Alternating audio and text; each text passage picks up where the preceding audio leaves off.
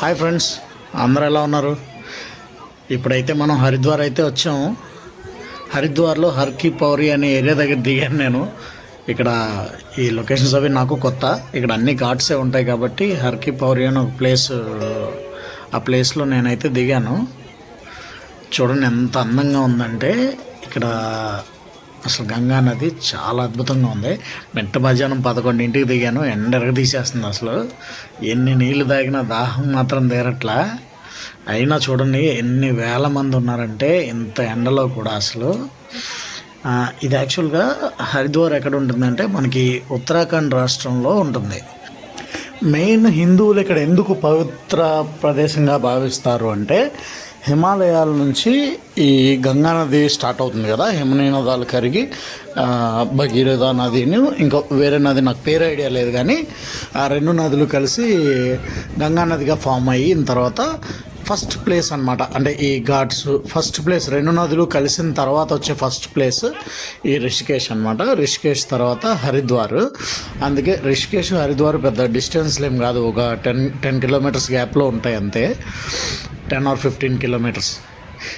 ఈ రెండు ప్లేస్లు కూడా కేవలం మొట్టమొదటిసారి ఎక్కడ గంగా స్నానం చేయాలంటే ఇంకా రిషికేష్ హరిద్వార్ తర్వాతే తప్ప దానికి ముందు ఉండదు అనుకోండి, సింపుల్గా చెప్పాలంటే. కానీ ఈ బ్రిడ్జ్ల మీద నడుస్తూ ఉంటే ఆ గంగా నది ఎంత అందంగా కనిపిస్తుందంటే మీరు అర్థం చేసుకోండి. ఇది సమ్మర్ కదా, ఫుల్ సమ్మర్ కదా, ఇప్పుడే అక్కడ హిమాలయాలు కరిగి అక్కడ మంచు కరిగి వాటర్ వస్తూ ఉంటుంది. ఎంత చల్లగా ఉంటాయంటే ఐస్ కోల్డ్ వాటర్ అన్నమాట.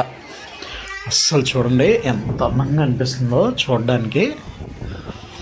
కానీ ఎండ మాత్రం పైనుంచి అస్సలు ఎరగదీసేస్తుంది. అసలు తట్టుకునే పరిస్థితి లేదు, ఎన్ని నీళ్ళు తాగుతున్నాం. కానీ ఇక్కడికి సమ్మర్లోనే ఎందుకు వస్తారు అంటే ఈ కేదార్నాథ్, ఈ బద్రీనాథ్, ఈ ట్రెక్స్కి వెళ్ళే వాళ్ళందరూ కూడా ఇక్కడ నుంచే స్టార్ట్ అవ్వాలన్నమాట. ఇక్కడ నుంచే హిమాలయాలు స్టార్ట్ అవుతాయి. సో అందరు ఇక్కడికి వచ్చి ఇక్కడ లోకల్లో పిల్గ్రిమ్ ప్లేసెస్, టెంపుల్స్ అనేవి నార్మల్ లోకల్ టెంపుల్స్ ఉంటాయి ఇక్కడ గంగా నదిలో స్నానం అది చేసిన తర్వాత చాలామంది కేదార్నాథ్ యాత్రలకి స్టార్ట్ చేస్తారన్నమాట. చూడండి ఈ ఘాట్లోనే ఈ డిఫరెంట్ ఘాట్స్ ఉన్నాయి, పక్కనే పేర్లు వేరే వేరే ఉన్నాయి. నేను ఇక పేర్లు అవన్నీ ఎవరిని అడగలేదు నేను. అక్కడ ఒక క్లాక్ టవర్ కూడా ఉంది. మనం క్లాక్ టవర్ దగ్గరికి వెళ్దాం. బ్రిడ్జ్లు కూడా ఒకదాని పక్కనే ఒకటి, చాలా బ్రిడ్జ్లు ఉన్నాయి ఇక్కడ. చూడండి ఎంత అద్భుతంగా ఉంది. దీన్ని హర్ కీ పౌడి అంటారు అనమాట. ఈ ఘాట్ పేరు హర్ కీ పౌడి. మీరు ఎవరైనా కానీ అక్కడికి వెళ్తే కనుక హర్ కీ పౌడికి వెళ్తే మీకు అక్కడ చాలా అద్భుతంగా ఉంటుంది. ఇక వేరే ప్లేస్కి వెళ్ళాల్సిన అవసరం లేదు. ఇక్కడ మెయిన్ గంగా స్నానం అనేది ఇంపార్టెంట్ కాబట్టి మీరు ఈ హర్ కీ పౌడి వస్తే మీకు చూస్తున్నారుగా ఎంత క్రౌడ్ ఉంది, ఎంత పబ్లిక్. నాకైతే ఎండలో నోట్లో నుంచి మాట కూడా రావట్లేదు అసలు. ఈ ఘాట్ని రాజా విక్రమాదిత్య అనే ఆయన వాళ్ళ బ్రదర్ భర్తృహరి అనే ఆయన జ్ఞాపకార్థంగా ఈ ఘాట్ని కట్టించాడని చెప్పుకుంటూ ఉంటారు ఇక్కడ. ఇక్కడైతే చాలా స్పీడ్గా ఉంది నది. ఎవరైనా అందులో పడితే ఇక కొట్టుకుపోవడం డైరెక్ట్. వాళ్ళ బ్రదర్ జ్ఞాపకార్థం కట్టించారట. ఇప్పుడు మీరు చూస్తున్న క్లాక్ టవర్ ఉంది కదా, ఇదైతే చాలా అందంగా ఉంది అసలు దగ్గర నుంచి చూడడానికి. అసలు ఈ క్లాక్ టవర్ వచ్చేసి రాజా బిర్లా టవర్ అంటారు దీన్ని. ఎందుకంటే రాజా బల్దేవ్ దాస్ బిర్లా అనే ఆయన దీన్ని కన్స్ట్రక్షన్ అయితే చేశారట ఈ క్లాక్ టవర్ని.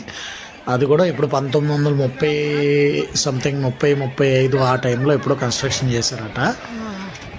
ఆయన కన్స్ట్రక్షన్ చేశారు కాబట్టి ఆయన్ని రాజా బిర్లా టవర్గా పిలుస్తారు దీన్ని. 4 వైపులా గడియారాలు ఉంటాయి దీనికి. చాలా అందంగా ఉంటుంది. అండ్ ఈ హరిద్వార్లో ఏంటి అంటే ఇక్కడ ఫిష్ ఉంటాయి కదా, ఈ నదిలో చేపలు ఉంటాయి కదా, చేపలకి మేత వేస్తూ ఉంటారు. దాన్ని కూడా వీళ్ళు ఎలా చెప్తారంటే డైరెక్ట్గా చేపలకు మేత వేస్తున్నట్టు చెప్పరు.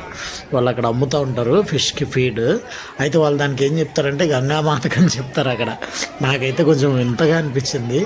అరే ఫిష్ ఫీడ్ అనేది మనకు తెలుస్తూ ఉంటుంది, ఎందుకంటే ఈ పిండి అది కలిపి బెల్లం కలిపి ఫిష్ లూర్స్కి వాడతారు కదా, దాన్ని వాళ్ళు అమ్ముతున్నారు అక్కడ. అది ఏంటంటే గంగామాతకి వేయండి అంటారు. ఇక్కడ అయితే గంగాదేవి విగ్రహాన్ని కన్స్ట్రక్ట్ చేశారు చూడండి.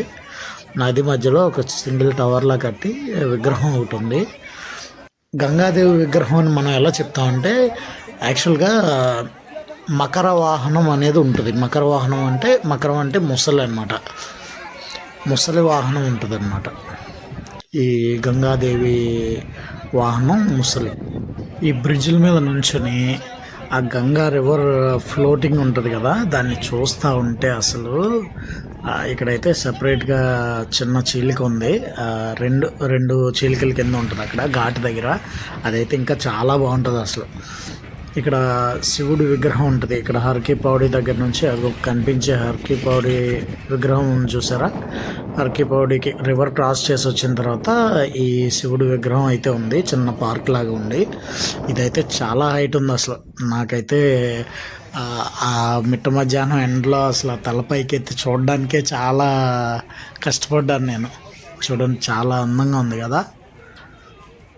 వావ్, ఇది ఇంచుమించుగా 60-70 అడుగుల పైనే ఉంది అసలు విగ్రహం. సేమ్ ఇవన్నీ కూడా ఒకే ప్లేస్లో ఉన్నాయి. ఇక్కడికి ఎవరు వచ్చినా కానీ చూడొచ్చు. ఇది మిగతాదంతా జస్ట్ పార్క్. ఇక్కడ ఒక విగ్రహం మాత్రమే ఉంది. అక్కడ ఏదో చిన్న టెంపుల్ ఉంది. మేబీ ఇది ఎప్పుడో కట్టించుంటారు. ఇక్కడ చాలా స్టాల్స్ ఉన్నాయి. ఇక్కడ కూడా రుద్రాక్ష స్టాల్స్ అవి ఇవి ఉన్నాయి. ఇదిగోండి అటువైపు ఇందాక మనం వెళ్ళిన ఘాట్స్ అటువైపు ఉన్నాయి. ఇది నేను ఈ శివుడి స్టాచ్యూ కనిపించింది అక్కడి నుంచి నాకు. అందుకని చుట్టూ తిరిగి నడుచుకుంటా నేను ఇక్కడికి వచ్చా.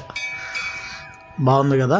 వాటర్ చూసారా మెయిన్ ఎంత అందంగా ఉందో అసలు. ఇక్కడ అలా గంగానదిలో వాటర్ ఎంత మంచి నీట్గా ఉందంటే అలా నేను గోదావరి కృష్ణా నదిలో ఇక్కడ కూడా అంత నీట్గా వాటర్ ఉండడం చూడాలి. మేబీ హిమాలయాల నుంచి డైరెక్ట్గా కరిగి వాటర్ వస్తుంది కాబట్టి మేబీ అంత అందంగా ఉంటాయేమో.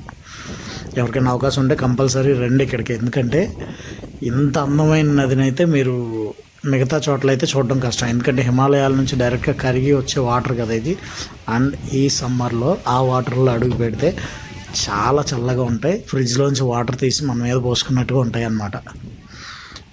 ఇంకెందుకు ఆలస్యం, ఎవరైనా టికెట్లు బుక్ చేసుకోవాల్సిన వాళ్ళు ఎవరైనా ఉంటే ముందు బుక్ చేసేసుకోండి. కంపల్సరీ విజిట్ చేయండి. అండ్ విజిట్ చేయాలనుకున్న వాళ్ళు ఓన్లీ ఈ ప్లేస్తో ఆకండి. కేదార్నాథ్, బద్రీనాథ్ ట్రెక్లు కూడా ట్రై చేయండి. అప్పుడు మీ time and me effort waste అవ్వకుండా ఉంటుంది.